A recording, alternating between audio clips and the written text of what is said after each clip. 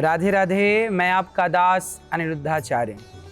आप सभी देख रहे हैं महाराज का मंत्र कार्यक्रम TV9 भारतवर्ष पर। आप बड़े प्रेम से रोज़ सुबह 7:20 पर यह सुंदर सा कार्यक्रम देखते हैं। आज बात करेंगे कि करवा चौथ क्यों मनाया जाता है, किस तरह से इसे मनाना चाहिए।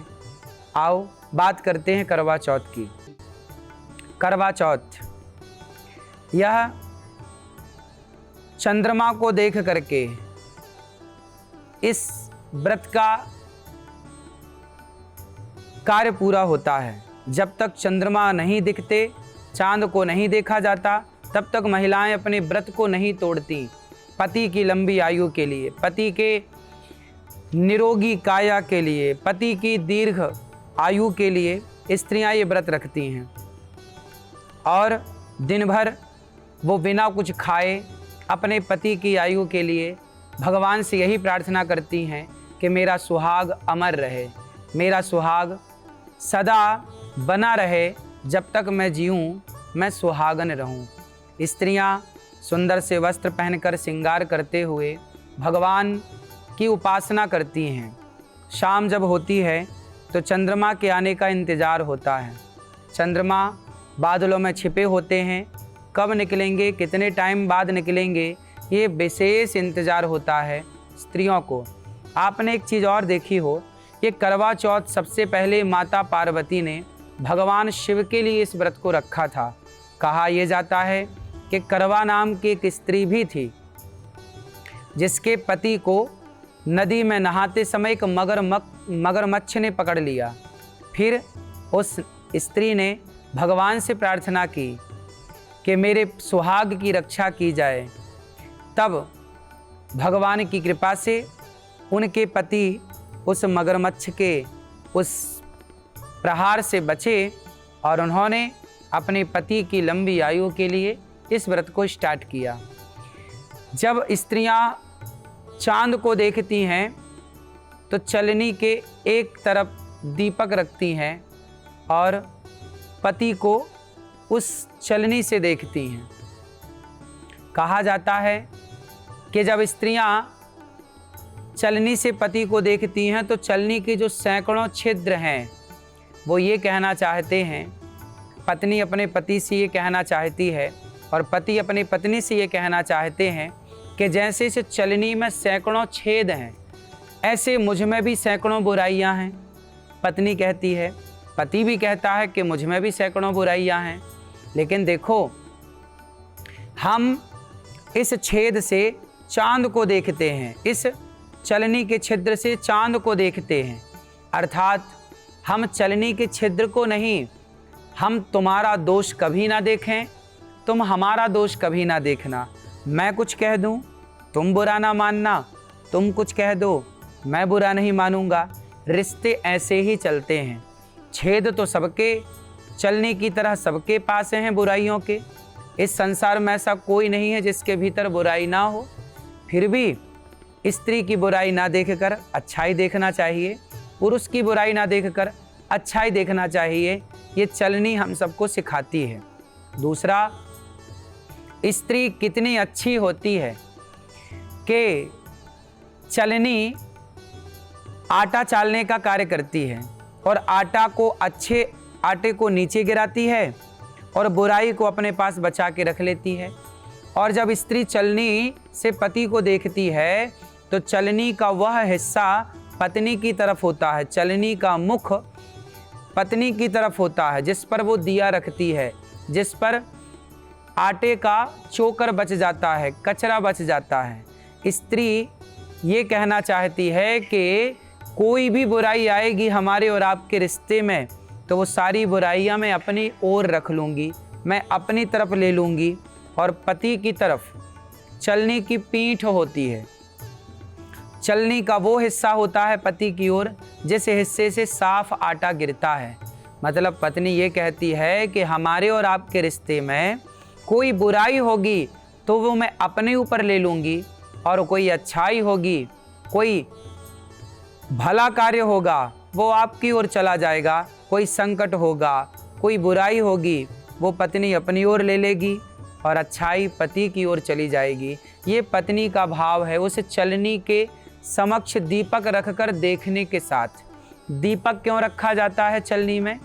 इसलिए रखा जाता है कि वो दीपक जो चारों ओर प्रकाश करता है, उसी तरह पत्नी मानो पति से ये कहना चाहती है कि जैसे दीपक चारों ओर देखता है, उसी प्रकार हे परमेश्वर, हे पति देवता, आप भी मेरी कोई निंदा करे आपसे, मेरी कोई बुराई करे आपसे, तो केवल एक पक्ष ना देखिएगा उसका, आप भी चारों ओर दृष्टि डालिएगा कि क्या मेरी गलती है। आप कभी मुझसे लड़ने से पहले, मुझसे रूठ जाने से पहले चारों ओर नज़र जरूर डालिएगा उस दीपक की तरह।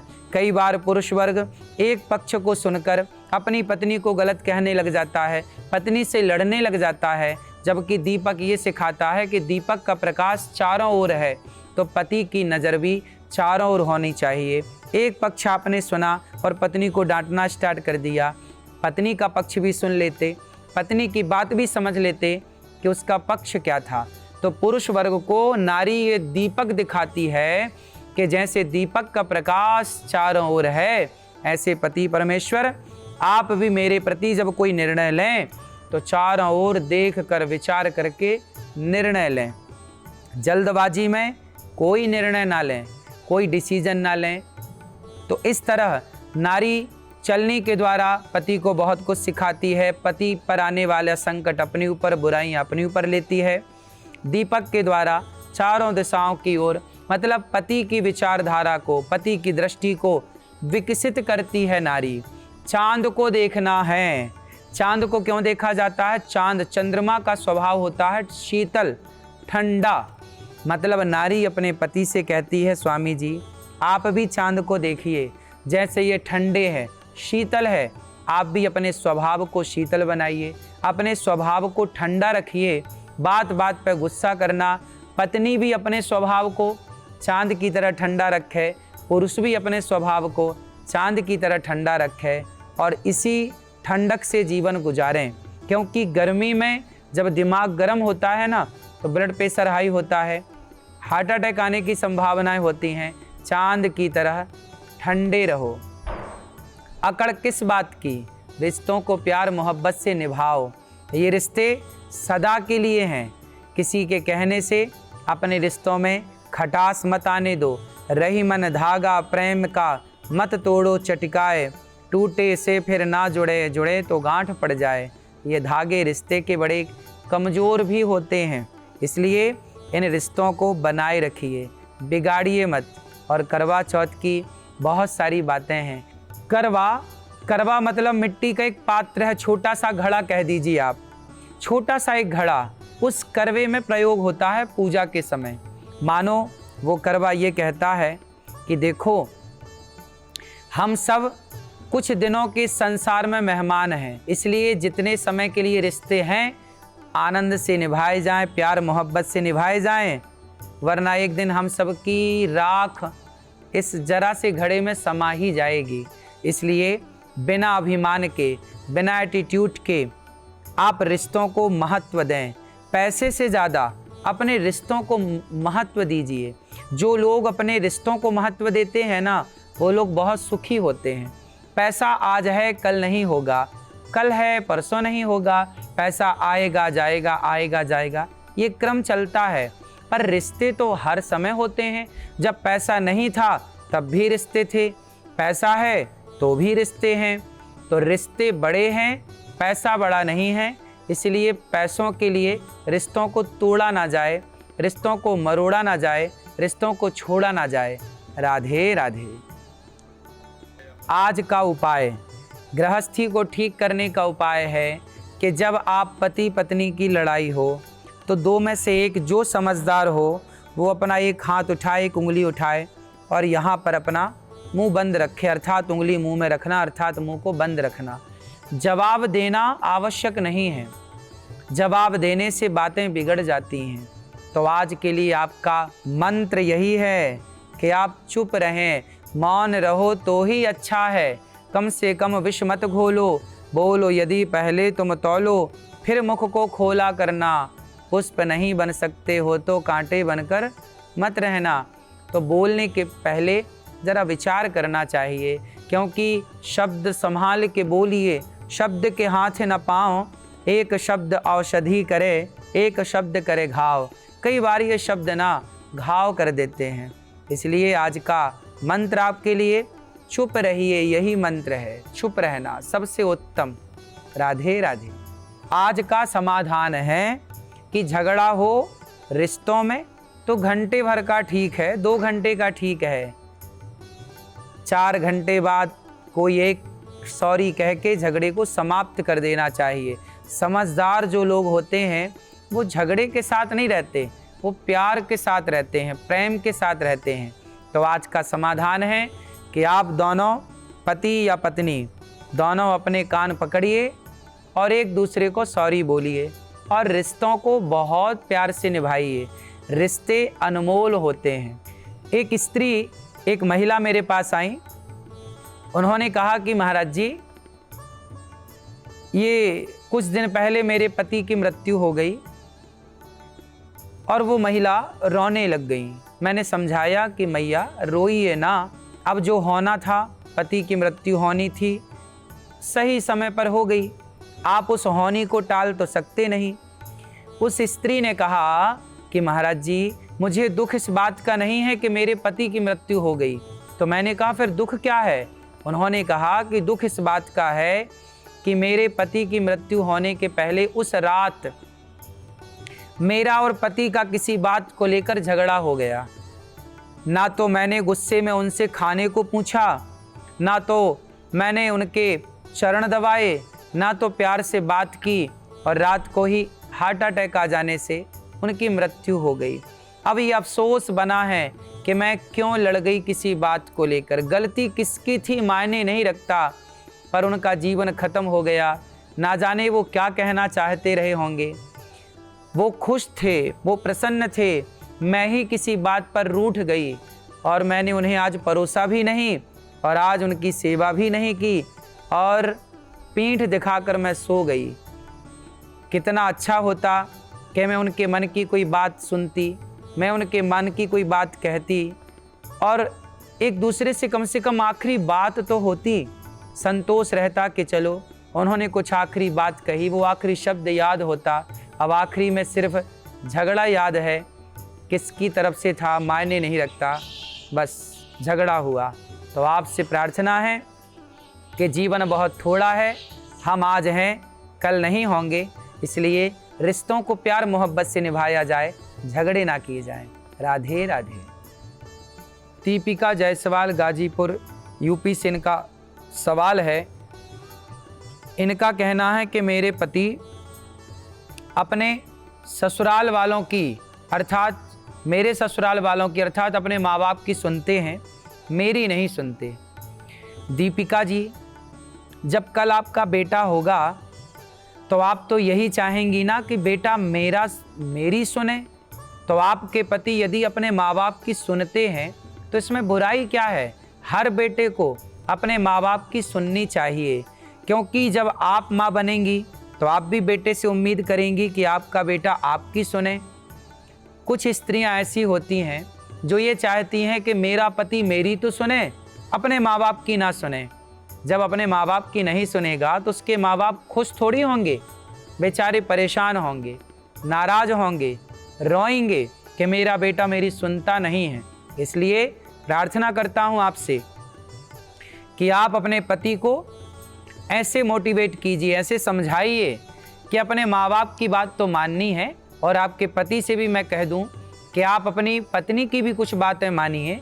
माँ बाप की सेवा करना हर पुत्र का कर्तव्य है, लेकिन पत्नी का ख्याल रखना, पत्नी को प्रसन्न रखना, ये भी हर पुरुष का कर्तव्य है। तो पुरुष के पास 2 कर्तव्य हैं, एक माँ बाप की सेवा का कर्तव्य, दूसरा पत्नी और पुत्र की सेवा और परवरिश का कर्तव्य। ये दोनों कर्तव्यों को जो निभाए वही एक सदगृहस्थ है, वही एक अच्छा पति है, वही एक अच्छा पुत्र है। तो आप अपने पति को कहें कि वो आपकी सुने, और आपके पति को सुननी भी चाहिए, पर वो अपने माँ बाप की सुनते हैं, इसमें बुरा नहीं है। हर बेटे को अपने माँ बाप की बात समझनी चाहिए, सुननी चाहिए। जो अच्छी बातें हैं उन पर अमल करना चाहिए। कोई बात माँ बाप की अच्छी ना लगे तो आप सुन लो, भले आप उसे इग्नोर कर दो, लेकिन कम से कम सुन तो लो, है ना। जो अच्छा लगे वो मानिए, जो अच्छी बातें हैं वो मानिए, जो अच्छा रास्ता है उस पर ही चलिए, क्योंकि माँ बाप कभी गलत नहीं कहते, बच्चों की भलाई के लिए कहते हैं। आप मान लेंगे, इसमें आपका नुकसान नहीं होगा। राधे राधे। आज के देवी देवता में हैं भगवान राम। भगवान राम कैसे गृहस्थ थे, अपनी पत्नी के लिए रावण से लड़ गए और अपनी पत्नी का खोया हुआ सम्मान वापस दिलाया। एक अच्छा पति वही होता है जो अपनी नारी का, अपनी पत्नी का सम्मान करे और अपनी पत्नी के परिवार का, अर्थात अपने सास ससुर का भी सम्मान करे। हम आपके माँ बाप का सम्मान करें, आप हमारे माँ बाप का सम्मान करें। यही किया भगवान राम ने। भगवान राम ने माता सीता के माता पिता का कभी दिल ना दुखाया। माता सीता के लिए रावण से लड़ गए और माता सीता का खोया हुआ सम्मान राम जी ने वापस दिलाया। एक पति वही है जो अपनी पत्नी का सम्मान करे और कभी समाज में उसका अपमान ना होने दे। एक अच्छे पति की पहचान है। भगवान राम एक अच्छे पति हैं। राधे राधे। रमावती देवी मेरठ से हैं। आपका सवाल है कि मेरे पति बीमार रहते हैं, बहुत इलाज कराया, सफलता नहीं मिल रही है। आप अपने पति का इलाज करा रहे हैं, इलाज कराते रहें, अच्छे डॉक्टरों को आप दिखाएं ताकि वो स्वस्थ हो जाएं। हम भगवान से यही प्रार्थना करेंगे कि आपके पति जल्दी से स्वस्थ हो जाएं। अच्छे डॉक्टरों को आप दिखाइए। साथ ही आप अपने पति को रोज चरणामृत पिलाइए। भगवान शालिग्राम जी को जो स्नान करा के, गोपाल जी को जो स्नान करा के भगवान का चरणोदक होता है, वो चरणामृत अपने पति को नित्य पिलाइए। चरणामृत पिलाइए और भगवान से प्रार्थना करिए कि हे प्रभु, हमारा पति स्वस्थ हो।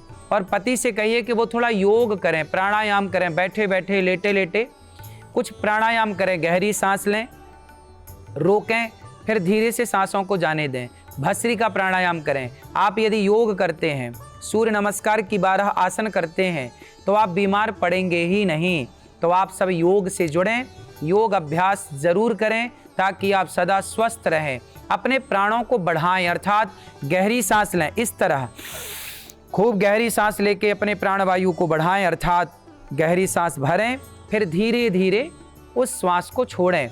लंबे समय तक आप श्वास रख सकें, लंबे समय तक आप बिना श्वास के रह सकें।